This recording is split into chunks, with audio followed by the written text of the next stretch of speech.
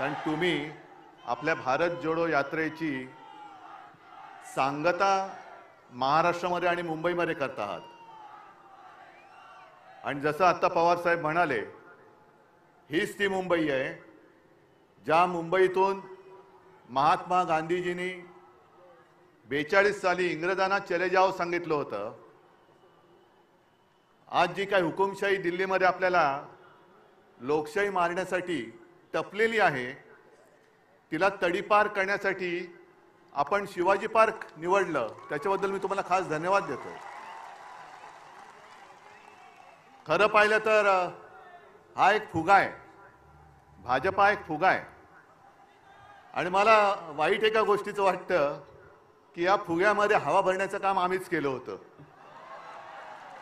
संपूर्ण देशात त्यांचे 2 खासदार होते, त्या फुग्यामध्ये आम्ही हवा भरली आणि त्यांच्या आता डोक्यामध्ये हवा गेली.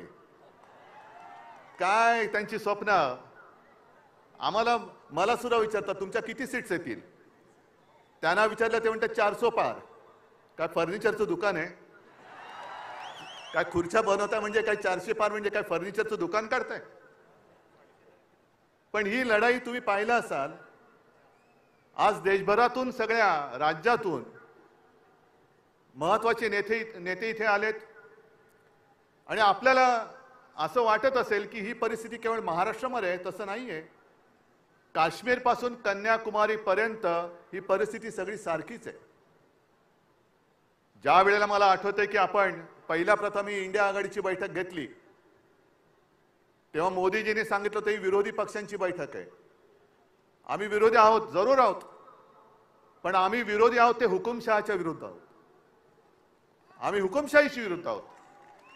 जेव्हा मोदीजी तुम्ही आमच्या घराणेशाहीवरती आरोप करता, तेव्हा तुमचं घराणं मी प्रकाशजींच्या भाषेत बोलत नाही, पण तुमच्या परिवारामध्ये फक्त तुम्ही आणि तुमची खुर्ची एवढंच तुमचा परिवार आहे. बाकी परिवार आहे कुठे?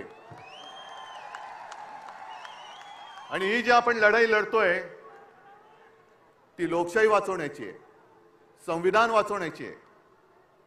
ज्या संविधानाबद्दल शिवसेना प्रमुख नेहमी सांगायचे की याची सुरुवात कोर्टापासून करा. कोर्टामध्ये ज्या वेळेला एखादा साक्ष द्यायला येतो किंवा कोर्टामध्ये एखादा काही स्टेटमेंट द्यायला येतो, तेव्हा जो येतो तो त्याच्या धर्मग्रंथावरती हात ठेवून शपथ घेतो. ते बाजूला करा आणि आपल्या देशाची जी घटना आहे डॉक्टर बाबासाहेब आंबेडकरांनी लिहिलेली, त्या घटनेवर हात ठेवून शपथ घ्या. हे त्या घटनेचं महत्व आहे. आणि यांना 400 पार त्याच्यासाठी पाहिजे हे आता स्पष्ट झालेलं आहे. कारण त्यांचेच एक मंत्री, मला जर मी विसरलो नसेल तर आनंद कुमार हेगडे, तेच बोललेत की आम्हाला घटना बदलायची आहे म्हणून 400 पार करायचंय. तुम्ही किती जण बातम्या वाचता मला कल्पना नाही, पण काल मी एक लोकसत्तामध्ये बातमी वाचली, रशियामध्ये निवडणुका चालल्यात. पुतिन आणि त्यांच्या विरोधात कोण आहे? कोणीच नाहीये. कारण जे विरोधक होते एक तर तुरुंगात आहेत आणि बहुतेक सगळे देशाबाहेर त्यांनी तडीपार करून टाकलेले आहेत. लढायलाच कोणी नाहीये. पण दाखवतात कसं, मी बाबा लोकशाही मानतो, बघा मी निवडणूक घेतली, मला कोण समोर उभंच नाहीये तर मी काय करू. ही अशी सगळी परिस्थिती पाहिल्यानंतर आज आपल्या समोर एक वेळ येऊन ठेपलेली आहे. जे मी नेहमी सांगतो की देश हाच माझा धर्म आणि देश वाचला तर आम्ही वाचू. आपली ओळख, व्यक्तीची ओळख ही देश असली पाहिजे. देशाची ओळख ही व्यक्ती होता कामा नये. कोणी किती मोठा असला तरी त्याच्यापेक्षा मोठा माझा देश आहे, माझं भारत सरकार. आणि हे जे आता जाहिरात करतायत मोदी सरकार, म्हणजे तुमच्या डोक्यामध्ये काय माझ्या देशाचं नाव बदलण्याचं स्वप्न आहे? हे माझ्या देशाचं नाव आहे. आणि आजपर्यंत आपण अनेक अनुभव घेतले. असं काही वेळेला वाटत होतं की देशासाठी एक मजबूत सरकार पाहिजे, पण आता आपल्याला अनुभवानंतर कळलंय आपलं युतीचं सरकार होतं, अटलजी पंतप्रधान होते, सगळेच त्याच्यामध्ये होते. एनडीए तेव्हा एक छान असं वातावरण होतं. ममता, समता, जयललिता आपण सगळे एकत्र होतो आणि अटलजीने उत्तम प्रकारे आपलं सरकार चालवलं होतं. त्याही वेळेला देशाची परिस्थिती इंडिया शायनिंग, फील गुड असे दिवस होते.